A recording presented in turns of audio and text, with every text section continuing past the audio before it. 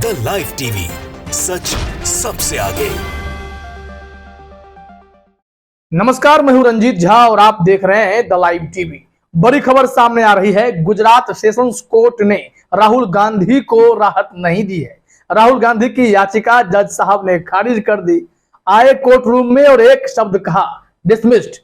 आपको यहां बता देना जरूरी है कि ये वही जज साहब हैं जो पूर्व में अमित शाह के वकील रह चुके हैं। फर्जी एनकाउंटर वाला केस अमित शाह का वही लड़ रहे थे। रॉबिन मोगेरा साहब ने आज अपना फैसला सुना दिया। चूंकि 20 अप्रैल को ही फैसला सुनाना था, इससे पहले सुनवाई पूरी हो गई थी, फैसला सुरक्षित रख लिया गया था। और अब खबर आई है कि राहुल गांधी की याचिका पर सुनवाई करते हुए, फैसला करते हुए उन्होंने कह दिया कि हम इसे डिसमिस्ड करते हैं, आपकी याचिका खारिज की जाती है। आखिर क्यों? जरा आपने स्क्रीन पर दैनिक भास्कर की खबर देखिए, लाइव अपडेट है। हेडलाइन में ही लिखा हुआ है, मानहानि केस, दोषी ठहराने के खिलाफ राहुल की याचिका खारिज। जज ने एक शब्द कहा, डिसमिस्ड। राहुल अब हाईकोर्ट में अपील करेंगे। पहले से ही यह उम्मीद जताई जा रही थी कि राहुल गांधी को सेशंस कोर्ट में भी राहत नहीं मिल सकती है। उन्हें गुजरात हाई कोर्ट या फिर उससे भी अधिक सुप्रीम कोर्ट तक जाना पड़ सकता है। कई कांग्रेस नेताओं का कहना है कि गुजरात में उन्हें इंसाफ मिलेगी, इसकी गारंटी नहीं है। मामला जब तक सुप्रीम कोर्ट नहीं पहुंचता है और वहां अगर राहुल गांधी को राहत नहीं मिलती है तो फिर उन्हें जेल जाना पड़ सकता है। इससे पहले तो जब सुनवाई हुई थी तो जज रॉबिन मोगेरा ने उनके सजा पर यह कहा था कि जब तक इस मामले में फैसला नहीं आ जाता है तब तक आपको जेल नहीं जाना होगा। लेकिन अब उन्होंने राहुल गांधी को दोषी ठहराए जाने के मामले पर सुनवाई करते हुए, फैसला देते हुए यह कह दिया कि आपकी याचिका ही हम खारिज करते हैं। अब राहुल गांधी के लिए विकल्प हाईकोर्ट का बचा है, सुप्रीम कोर्ट का बचा तो है, लेकिन क्या इस बीच में राहुल गांधी को जेल जाना पड़ सकता है? यह बड़ी खबर है, क्योंकि पहले से यह उम्मीद जताई जा रही थी कि जैसा कि राहुल गांधी के जो बड़े बड़े वकील हैं, उन्होंने मसौदा तैयार कर रखा था। कोर्ट रूम में जिस हिसाब से बहस हुई थी, उसके बाद यह माना जा रहा था कि कहीं ना कहीं थोड़ी सी उम्मीद तो की जा सकती है कि राहुल गांधी को इंसाफ मिल सकता है, उनके हक में फैसला आ सकता है। लेकिन ऐसा नहीं हुआ है। राहुल गांधी को अब अदालतों का सामना अभी और करना पड़ेगा, उन्हें हाई कोर्ट जाना पड़ेगा। इस मामले में दैनिक भास्कर ने डिटेल में जानकारी दी है। लिखा है कि सूरत कोर्ट में जब राहुल गांधी गए तो 3 अपील किए थे। इसमें पहला था मुख्य याचिका जो है कि निचली अदालत के फैसले को चुनौती दी गई है, यानी 3 मई को इस पर सुनवाई होगी, अभी यह तारीख बाकी है। दूसरा देखिए, पहला आवेदन सजा पर रोक स्टे की मांग की गई। कोर्ट ने इसे स्वीकार करते हुए राहुल को अंतरिम जमानत दी। कोर्ट ने कहा कि यह जमानत इस अर्जी पर फैसला आने तक रहेगी। तो दूसरे मामले में भी फैसला अभी बाकी है।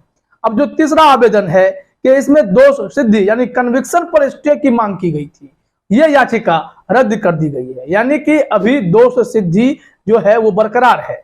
अब इस पर रोक लगाने की बात अब आगे के कोर्ट में सुनवाई होगी तो होगा। लेकिन जो 2 मुख्य मामले हैं, एक मुख्य याचिका से जुड़ी हुई जिस पर सुनवाई 3 मई को होने वाली है, जिसमें निचली अदालत के फैसले को डायरेक्ट चुनौती दी गई है, और जो पहला आवेदन हुआ था कि जो सजा मिली है उस पर आप स्टे लगा दीजिए। जब सजा पर रोक लग जाती है तो राहुल गांधी के पास विकल्प होता कि वो लोकसभा सचिवालय में अपील कर सकते थे, उनके सांसदीय बहाल हो सकती थी। लेकिन यहां पर सजा पर रोक नहीं लगी, दोष सिद्धि यानी उनके कन्विक्शन पर जो है वो स्टे की मांग की गई थी, वो याचिका रद्द हो गई है।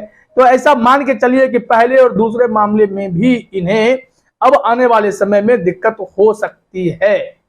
इस मामले में दलीलें क्या पड़ी थी कोर्ट रूम में, जिसके बाद आज इस तरीके का फैसला हुआ। सुनवाई पूरी होने के बाद आज का ही दिन तय किया गया था फैसला के लिए। तो राहुल गांधी की तरफ से क्या कहा गया था, जरा देखिए अपने स्क्रीन पर।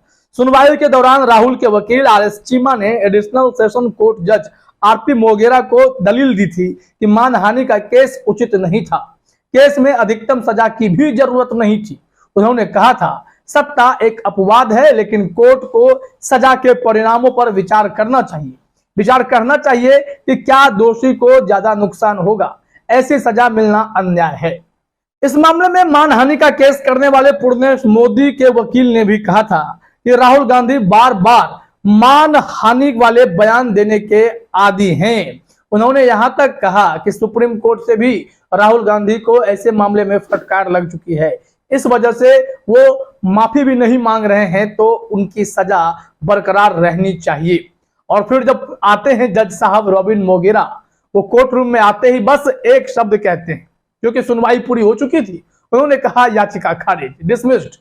अब यहां से राहुल गांधी के लिए रास्ता थोड़ा सा कठिन है और आगे इन्हें सुप्रीम कोर्ट और हाई कोर्ट का विकल्प है। सबसे पहले तो वो गुजरात हाई कोर्ट में जाकर फिर से याचिका डालेंगे और वहां जब सुनवाई होगी तो हाई कोर्ट के जज क्या निर्णय करते हैं, क्या राहुल गांधी को इस बिना पर सजा दी जाएगी कि वो बार बार ऐसी टिप्पणी करते हैं। जबकि राहुल गांधी के वकील ने राहुल गांधी के बिहाफ पर कोर्ट रूम में कहा था कि वो एक राजनीतिक व्यक्ति हैं, विपक्ष के नेता हैं, उनकी बातों में धार तो रहेगी, वो तीखे जरूर बोलेंगे, लेकिन उनके भाव को समझना चाहिए। वो देश हित में बात करते हैं, सरकार की आलोचना करना, उस पर टिप्पणी करना या फिर जो गलत हो रहा है उस पर बोलना विपक्ष के नेता का काम है।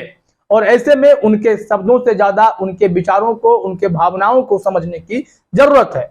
लेकिन कोर्ट रूम में यह दलील टिक नहीं पाई। रॉबिन मोगेरा साहब ने अपने हिसाब से फैसला किया कि जो दोष सिद्धि यानी कन्विक्शन है, इस पर स्टे नहीं लगाई जा सकती है और उन्होंने अपने विवेक से फैसला दे दिया।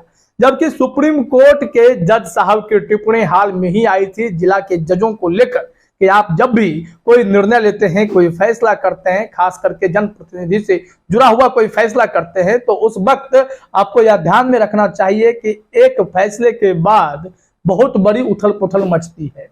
एक जनप्रतिनिधि की सांसद या विधायकी चली जाती है, जो कि आसान नहीं है या दुख की बात है। ऐसे में जज साहब को संभलकर अपने फैसले लिखने चाहिए और उन पर सुनवाई करनी चाहिए। लेकिन यहाँ पर रॉबिन मोगेरा ने राहुल गांधी को राहत नहीं दी है। वहीं बीबीसी की अगर एक रिपोर्ट को माने तो इसमें यह कहा जा रहा है कि राहुल गांधी जिस जज के सामने पेश हुए हैं वो पूर्व में अमित शाह के वकील रह चुके हैं और अमित शाह राहुल गांधी के राजनीतिक प्रतिद्वंदी हैं। तो ऐसे में इस जज को नैतिकता के आधार पर खुद ही इस केस से अलग हो जाना चाहिए। हालांकि कोई भी जज साहब ऐसा करने के लिए बाध्य नहीं है कि वो ऐसा कर सकते हैं, लेकिन उनके विवेक पर डिपेंड करता है। जैसे कि हाल ही में जब यह मामला आया है चुनाव आयुक्त तो गोयल की नियुक्ति को चुनौती देने का, तो इसमें जस्टिस के.एम. जोसेफ और जस्टिस नागारत्ना ने खुद को उस बेंच से अलग कर लिया और कहा कि इस केस को किसी नई बेंच में ले जाइए। ठीक उसी तरीके से जो पूर्व में अमित शाह के वकील रह चुके हैं और अब राहुल गांधी के केस में जज बने हुए हैं, तो उन्हें भी ऐसा चाहिए था कि वो इस केस से अलग हो जाते ताकि केस की निष्पक्षता बनी रहती, लेकिन ऐसा हुआ नहीं है। रॉबिन मोगेरा साहब ने डिसमिस्ड बोल करके उस राहुल गांधी को फिर से अगली अदालत में जाने के लिए कह दिया है। फिलहाल इस वीडियो में इतना ही। आप सभी का हमसे जुड़ने के लिए बहुत बहुत धन्यवाद। द लाइव टीवी, सच सबसे आगे।